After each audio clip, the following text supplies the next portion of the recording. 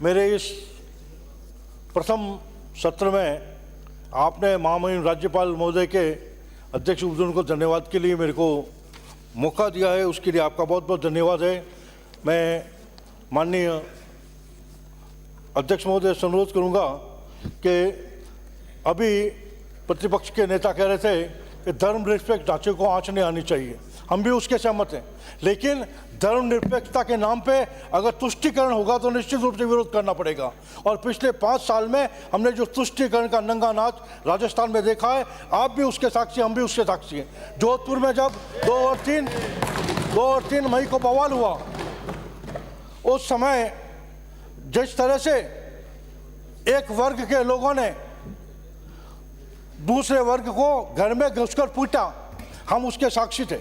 मैं था, अतुल जी थे, हमारे केंद्रीय मंत्री थे, हम 15 मिनट वहाँ गए।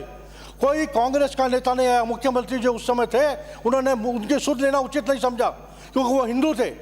अगर कोई अल्पसंख्यक होता तो वो 2 घंटे वहाँ पहुँच जाते। इसी तरह से कोरोना काल में कहाँ मुख्यमंत्री जी थे। इस तरह की बातें करके निश्चित रूप से हम धर्मनिरपेक्षता के पक्षधर हैं, लेकिन धर्मनिरपेक्षता तुष्टीकरण तक नहीं जाए। तुष्टीकरण का विरोध करते हैं हम, और आगे भी करते रहेंगे। मेरा माननीय सदस्य अनुरोध है कि धर्मनिरपेक्षता तुष्टीकरण तक नहीं जाए, और तुष्टीकरण धर्मनिरपेक्षता के बीच में एक जो लाइन है, वो अगर कोई भी व्यक्ति रखेगा, हम उसके साथ खड़े रहेंगे, ये मैं आश्वासन देता हूँ। आज प्रदेश में माननीय भजनलाल जी शर्मा के नेतृत्व में जो सरकार बनी है, मैं उनका अभिवादन करता हूँ, स्वागत करता हूँ, अभिनंदन करता हूँ। और अभिनंदन इसलिए भी करता हूँ कि प्रभु श्री राम की मूर्ति प्रतिष्ठा के बाद ये पहला सत्र है। मैं सभी सदस्यों को का अभिवादन करता हूं कि हम प्रभु राम के दर्शन के बाद पहली बार सदन में आए। सभी का अभिनंदन है, स्वागत है। प्रदेश में अब एक सुशासन की बसंती बहार प्रारंभ हुई है। आमजन में विकास के प्रति विश्वास बढ़ा है। आमजन माफिया राज से मुक्ति का अनुभव कर रहा है। राजस्थान की नारी में अब सुरक्षा का भाव है, और सबसे बड़ी उपलब्धि, राजस्थान का युवा अब नकल मुक्त प्रतियोगी परीक्षाओं के आयोजन से भविष्य के प्रति आश्वस्त है। अब समाज का हर वर्ग तुष्टीकरण के स्थान पर संतुष्टीकरण के भाव के साथ समाज में जीवन यापन कर रहा है। ऐसे सकारात्मक वातावरण में मैं महामहिम राज्यपाल महोदय के 16वीं विधानसभा के प्रथम भाषण पर चर्चा के लिए सम्मिलित होने पर बहुत ही गौरव का अनुभव कर रहा हूँ। परंतु पिछले 5 वर्ष तक प्रदेश में यह सकारात्मकता, गौरवबोध कहीं खो गया था।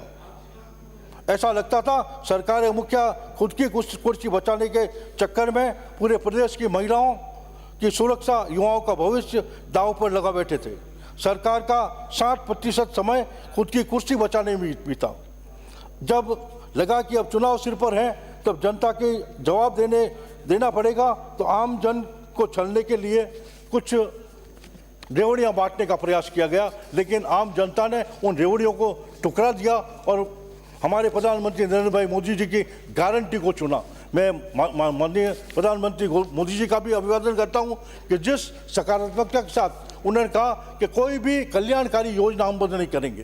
राज्य सरकार की जितनी भी कल्याणकारी योजनाएं उनको हम प्रारंभ चालू रखेंगे, इसके लिए भी उनका अभिवादन करता हूं। उन्होंने के राज्य की परिस्थितियों को देखते हुए जिस तरह की घोषणा की, मैं उनका भी अभिवादन करता हूँ। माननीय जादूगर जी को ये नहीं मालूम था कि जनता सब जानती है। पिछले चुनाव के समय की गई सभी घोषणाओं को जनता ने नकार दिया। मैं माननीय जादूगर जी से ये भी जानना चाहता हूं कि उनकी कथनी और करनी में अंतर क्यों था।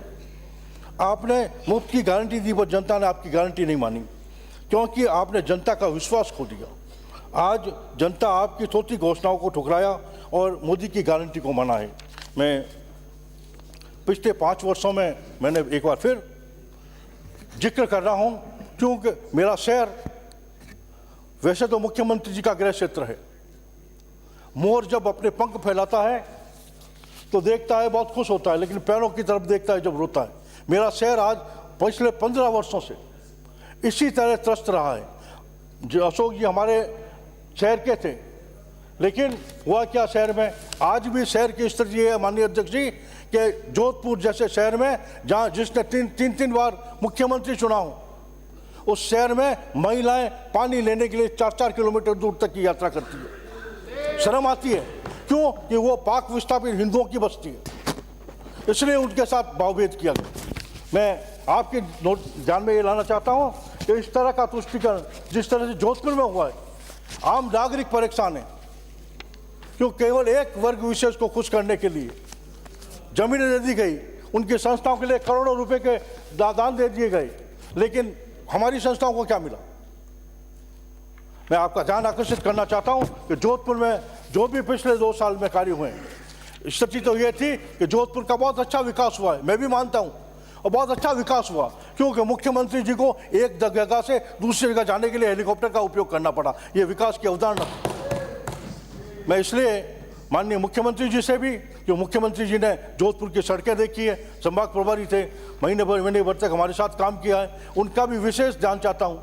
आप क्योंकि जोधपुर में आपका शिक्षा कार्य हुआ है, आप जोधपुर से सीधा जुड़ाव रखते हैं, इसलिए आपका भी ध्यान आकर्षित करना चाहता हूँ कि जोधपुर के लिए जिन जिन क्षेत्रों में इस तुष्टीकरण के नाम पे भेदभाव किया गया है, उनको चिन्हित कर उन क्षेत्रों का विकास की एक समन्वित योजना बने। और विशेष रूप से पाकिस्तान से आए हुए हमारे भाई बहन जिस तरह का नारकीय जीवन जी रहे हैं, आज भी पाकिस्तान से वो नारकीय जीवन के कारण से हिंदुस्तान में आए, लेकिन यहाँ भी स्थिति उनकी बहुत नहीं सुधरी।